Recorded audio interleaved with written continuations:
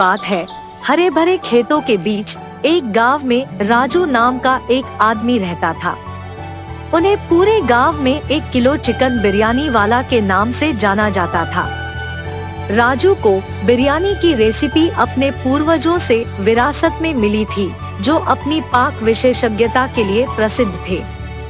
हालांकि राजू का असली चरित्र सम्मानजनक नहीं था। राजू का हृदय लालच और धूर्त स्वभाव से ग्रस्त था।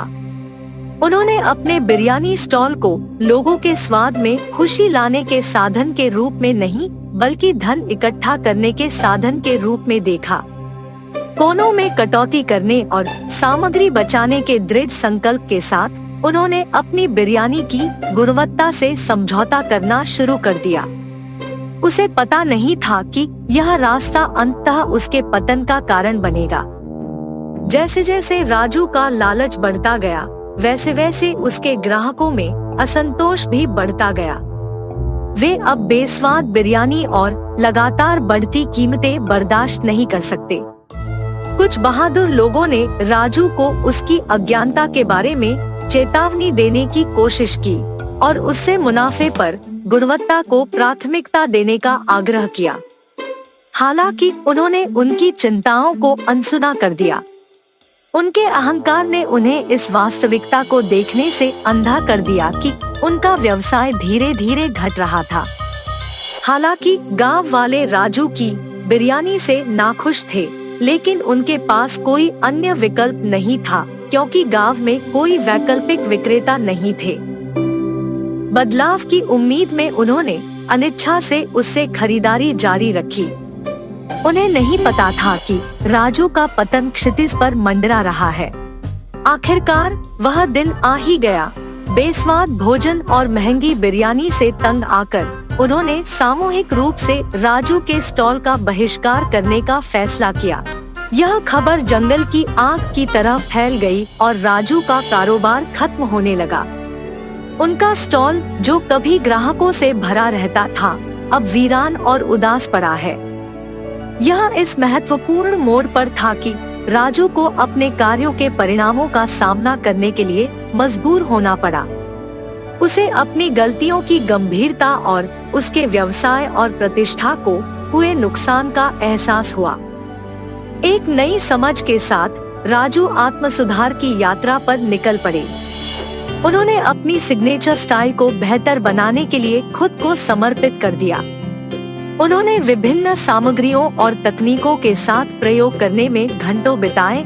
उनका लक्ष्य एक ऐसी उत्कृष्ट कृति बनाना था जो उनके ग्राहकों का विश्वास और स्वाद वापस जीत सके। अपनी स्वादिष्ट बिरयानी के साथ उन्होंने अपना स्टॉल फिर से खोला, इस बार अविश्वसनीय रूप से कम कीमतों पर अपनी पाक कृति की पेशकश की। उनके पुनर्जीवित व्यवसाय की खबर जंगल की आग की तरह फैल गई और ग्रामीण बेहतर बिरयानी का स्वाद लेने के लिए उत्सुक हो गए। दिन दिन राजू का स्टॉल फलता फूलता रहा, क्योंकि ग्राहक उसकी खास बिरयानी की स्वादिष्ट सुगंध और मुंह में पानी ला देने वाले स्वाद से आकर्षित होकर उसके पास वापस आने लगे। प्रत्येक दिन के अंत में राजू अपनी कमाई का एक हिस्सा अलग रख देता था, जो विशेष रूप से गांव के गरीबों और जरूरतमंदों के लिए आरक्षित होता था। उनकी परोपकारिता के बारे में बात फैल गई और ग्रामीण उनके निस्वार्थ कार्य से बहुत प्रभावित हुए। वे अब केवल ग्राहक नहीं थे, वे उसके वफादार संरक्षक बन गए। राजू एक स्वार्थी और लालची व्यक्ति से एक विनम्र और दयालु व्यक्ति में बदल गया। उन्होंने सीखा कि सफलता का मतलब सिर्फ वित्तीय समृद्धि नहीं है, बल्कि दूसरों के जीवन पर सकारात्मक प्रभाव डालना भी है। और इसलिए छोटे से गांव में 1 किलो चिकन बिरयानी वाला राजू लचीलापन, मुक्ति और आत्म सुधार की शक्ति का अवतार बन गया। उनका नाम न केवल उनकी स्वादिष्ट बिरयानी के लिए, बल्कि उनके दिल से बहने वाली दयालुता और उदारता के लिए भी जीवित रहा, जिसने न केवल ग्रामीणों की स्वाद के लिए बल्कि उनकी आत्माओं को भी पोषित किया।